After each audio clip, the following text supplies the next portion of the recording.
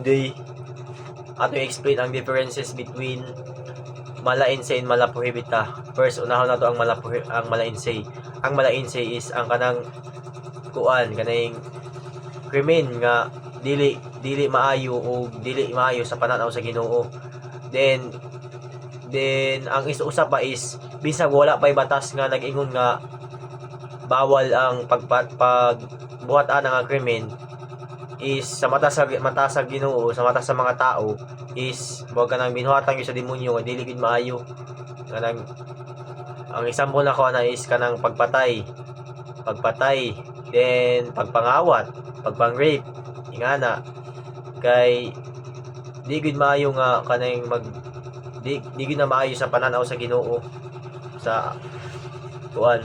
Then kay sa una is wala pa ba batas sa una nga nagkuan nga sa una nga dili bawal ang pagpatay, pero kung pananaw sa kuan pag ikaw nga tao pagkanaw nimo nga kanang for example ako nakapatay ko sa nga akong pananaw sa akong kuan kaugalingon is mahimo na ko nga demonyo kay kana nga binuhatan nako di binamaayo as usa ka tao binuhatan na sa giya sa demonyo wag ka nang yana.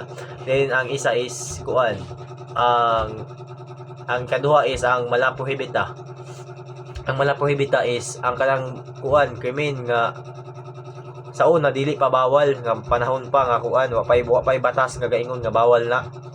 Ang example na ko na is kanang pagpamutol og kahoy o pagpamutol og kahoy, pagpang kuan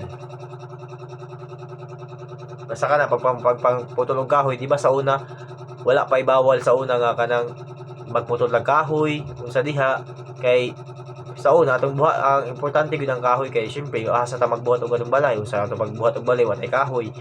Pero karon nga generation, karon nga panahon is gibuhatan na sa gobyerno og kuan balaod nga bawal gyud ang pagpamutol og kahoy kay tungod makakuan sa ato ang kuan sa ato ang economy makadaot, then isabud ang pagpamutol og kahoy isabud ang na sa mga dahilan nga nung dali tayo tamabahaan, dali kayo maguho ang mga bukid munang gibuhatan og kuan batas nga kana nga binuhatan is bawal na gid na ginabawal na gid na para sa ato ang mga mamamayan.